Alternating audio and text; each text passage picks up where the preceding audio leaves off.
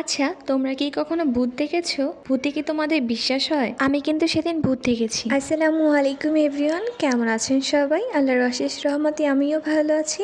আপনাদের সবাইকে ওয়েলকাম করছি আমার নতুন একটা ভিডিওতে। তো কিছুদিন আগে আমরা গিয়েছিলাম মেলায়, আর এখানে আমি কি বলতেছিলাম এটা তো একটা রিলস পোস্ট করেই দিয়েছি। তো যাই হোক, সেদিন সারাদিন যাব করে আমরা সন্ধ্যায় বের হই। আসলে আমার যাওয়ার একদমই ইচ্ছা ছিল না, কিন্তু আপু বারবার বলতেছিল চলো মেলায় গিয়ে একটু ঘুরে আসি। দেন তার রিকোয়েস্টে বের হয়ে গেলাম। যেহেতু মেলা আমাদের বাসার কাছেই, তাই আমরা একটা রিক্সা নিয়ে নিলাম। রিক্সায় বেশিক্ষণ লাগে না, 5 থেকে 6 মিনিটের মতো লাগে। তো এই তো মেলার কাছে আমরা প্রায় চলেই এসেছি। তো এখানে যেহেতু কিছুদিন পরপরই মেলা হয়, তাই মেলাটা অত বড়সড় করে হয় না। তারপর মোটামুটি ভালো স্টল ছিল, বাচ্চাদের খেলনার অনেক বেশি স্টল ছিল। তো এখানে অনেক চুড়ির কালেকশন ছিল, আমি তো বারবার চুড়ি দেখতেছিলাম। আর তোমাদের কি এটার কথা মনে আছে? ছোটবেলায় মেলায় গেলে এটার আর্ট আমার হাতে করতেই হতো, মাঝে মাঝে তো গালেও আর্ট করে নিতাম। এবার রাইড ছিল মাত্র দুইটা, একটা ছিল নৌকা আর একটা ছিল চরকি। তো প্রথমে গিয়ে আমরা নৌকাটায় উঠি। প্রত্যেক রাইডের টিকিট ছিল 50 টাকা করে। আর দেখো সেদিন আকাশটা অনেকটা মেঘলা মেঘলা ছিল। আমার তো এই নৌকাটায় ভালোই লাগে, বাট যখন এটা নিচের দিকে নামে তখন মনে হচ্ছে যে ছিঁড়ে একদম পড়ে যাবে। তোমাদেরও কি এরকম মনে হয় নাকি শুধু আমারই একার মনে হয়?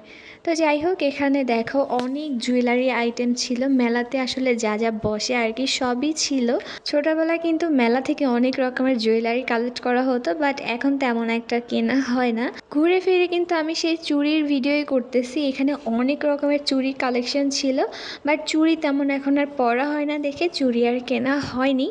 তো এখানে বাচ্চাদের বেশি গেমসের হচ্ছে গিয়ে তোমার দোকান ছিল। ছোটবেলায় কিন্তু মেলায় গেলেই আমাকে পুতুল কিনে দিতে হইতো, মানে পুতুল আমার লাগবে। তো এখানে এই পুতুলগুলো দেখে আপুকে বলতেছে তুমি আমাকে এই পুতুলটা কিনে দাও, অনেক রিকোয়েস্ট করলাম, কিন্তু সে আমাকে একটা পুতুল কিনে দিল না গাইস। দেখো সে আমাকে পুতুল কিনে না দিয়ে সেটা মাথায় দিয়ে বসে আছে। তো এই কচ্ছপটা অনেক সুন্দর ছিল। এখন যদি ছোট থাকতাম তাহলে মাটিতে নাগিন ডান্স দিয়ে হইলেও একটা পুতুল কিনে নিতাম। আমার নজর চুরির দিকে থাকলেও আপুর নজর কিন্তু এই সাংসারিক জিনিসগুলোর উপরে। মেলায় কিন্তু ভূতের বাড়িও ছিল, যেটা টিকিট ছিল 50 টাকা। তো ভূতের বাড়িতে আমরা চলে গেলাম ভূত দেখতে, কিন্তু যে আর ভূতের দেখা পাচ্ছি না, তাই একটু ভূতের বাড়ির ভিডিও করে নিলাম। তো এখানে তো ভূত আর বের হচ্ছে না, তার জন্য আমরা বোর হচ্ছিলাম বসে বসে, তাই একটু নিজেদের ভিডিও করতেছিলাম। আমি ভাবছিলাম যে হয়তো ভূত এখানে সাজানো থাকবে, বাট না, এটা আসলে শো আকারে দেখানো হবে। তো একটু পরেই শুরু হয়ে যায় সেই শো। তো আমি কিন্তু অনেক ভূতে ভয় পাই, তাই আমি ওইখানে প্রচণ্ড ভয় পেয়েছিলাম।